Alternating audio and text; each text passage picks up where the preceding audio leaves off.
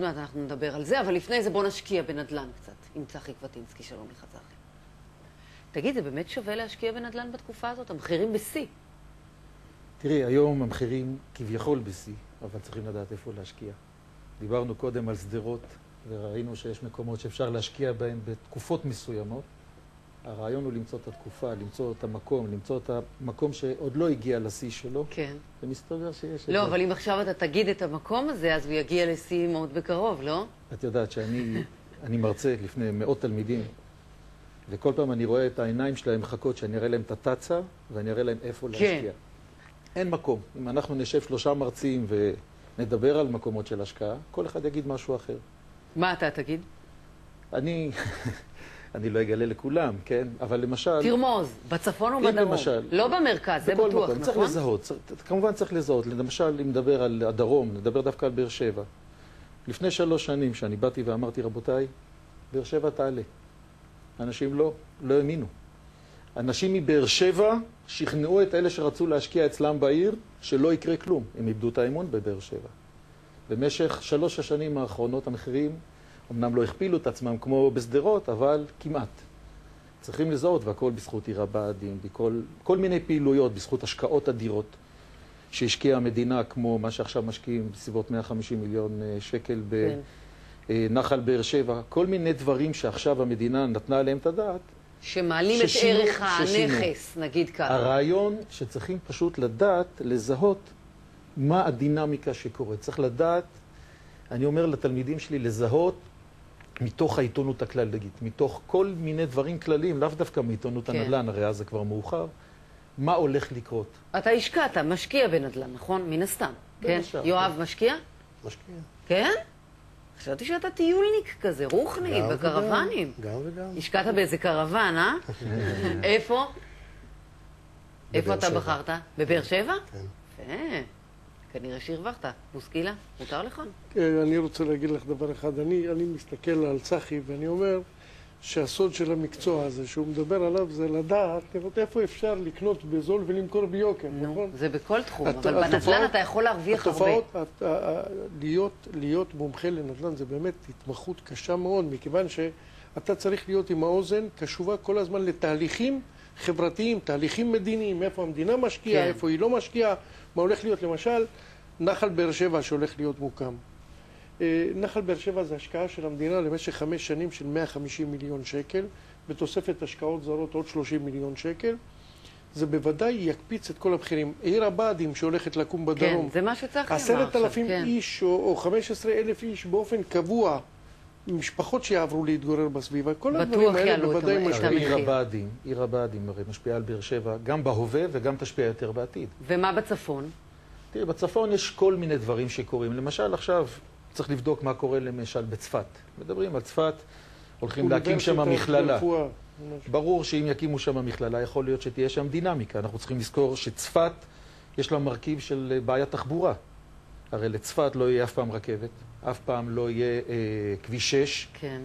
אני צוחק, אני אומר לתלמידים שלי שמקסימום יש שם רכבל, וכמובן שאם מישהו ילמד שם והולכים להקים שם, לפחות ככה אומרים, את המכללה הכי גדולה לרפואה בצפון, כנראה שתהיה השפעה. הבעיה שעוד לא ברור מה יקרה. יודעת, כל הדברים האלה זה דברים שקשורים בפוליטיקה. צריכים ללמוד מה המשמעויות.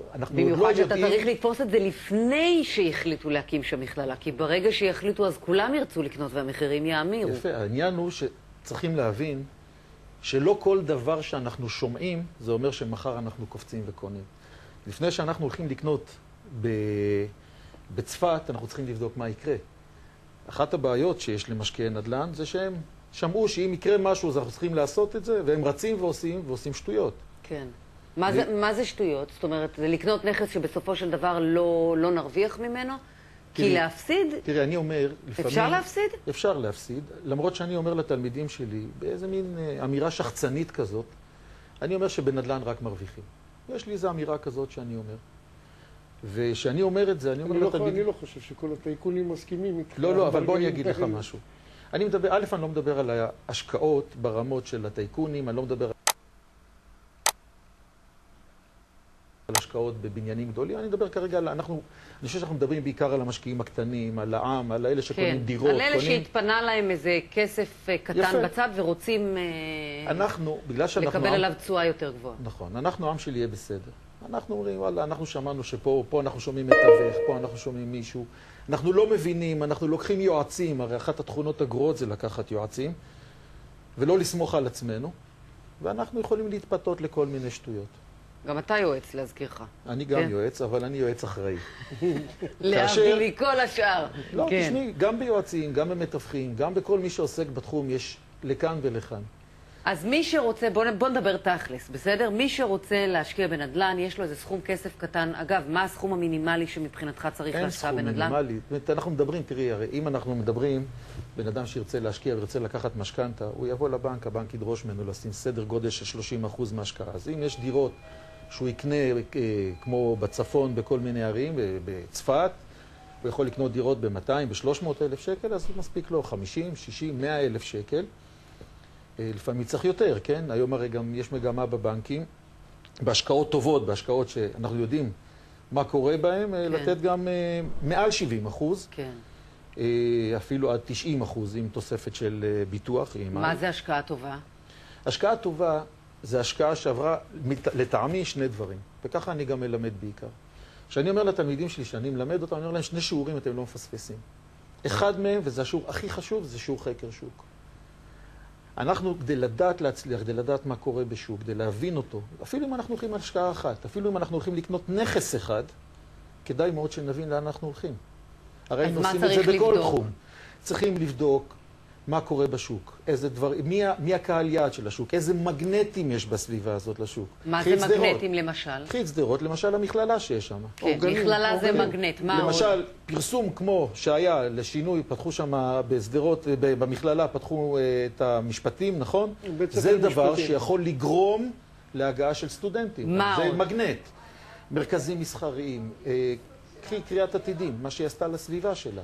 קריאת עתידים, כל הרחוב שמוביל אליה, רחוב דבורה הנביאה, שלא היה שם בית אחד, היום אין שם מקום לאבן אחת, הכל בנוי. יש דברים שמשפיעים, בתי ספר טובים, מכללות טובות. קרבה לאורכי תחבורה ראשיים. למשל, קחי את העיר מודיעין. העיר מודיעין, עיר שמעבר לזה שהיא יפה ומתוכננת, תחפשי בה משהו מיוחד בפנים, תיאטרון, בית ספר מיוחד שאת שמעת עליו, אין בה כלום. תיזהר, תיזהר, יש לנו פה פורום, תכף יתקיפו אותי כל תושבי מודיעין. הם לא יתקיפו, יש להם דבר אחד, יש להם דבר נפלא. א', זו עיר מתוכננת, זו עיר נעימה. אני בעצמי, שאני ירושלמי, לוקח את הילדים שלי לפארקים שם, וזה מדהים, ולמרכזים ולכל.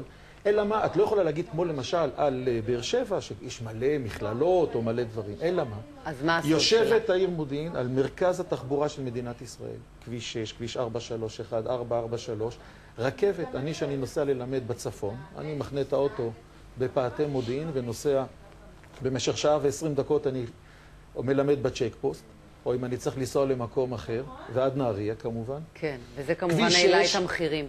וזה יושב על מרכז תחבורה בלתי רגיל. כן. וזה אז אחרי חקר שוק, לא נשאר לנו פשוט עוד הרבה זמן, בגלל זה אני קצת מקצרת. חקר שוק, מה עוד? אחרי חקר שוק, שהוא הדבר העיקרי, צריך לדעת לתמחר. ואנחנו צריכים לדעת, גם אם אנחנו הולכים לבאר שבע, גם אם אנחנו הולכים לצפת, גם אם אנחנו הולכים לסדרות, אנחנו צריכים לדעת לחשב את העסקה בצורה כזאת, שגם אם לא יקרה מה שאנחנו חושבים שיקרה, אם לא יקרה, פתאום הרי בהבל פה יכולה ממשלה לעצור את עיר הבה"דים. ואז מה יקרה? נפסיד כסף? לא. אנחנו צריכים לחשב את זה וללמוד לחשב את זה, ואני מאוד מקפיד על זה. אני מלמד את התלמידים מה יקרה, בייחוד בהשקעות לתשואה, לעסקאות מניבות לשכר דירה, לחשב את הנכסים לרמה שאחרי 10 שנים הנדל"ן נפל. אני אומר להם, בואו נפיל אותו 40%, נמכור אותו באותו מחיר שקנינו אותו היום, שזה אומר 40% נפילה. אם זה עובד, אם חישבנו נכון, אם בדקנו את הקהל יעד נכון, ויש לזה הכנסות, והדירות תמיד מלאות, אנחנו תמיד נרוויח.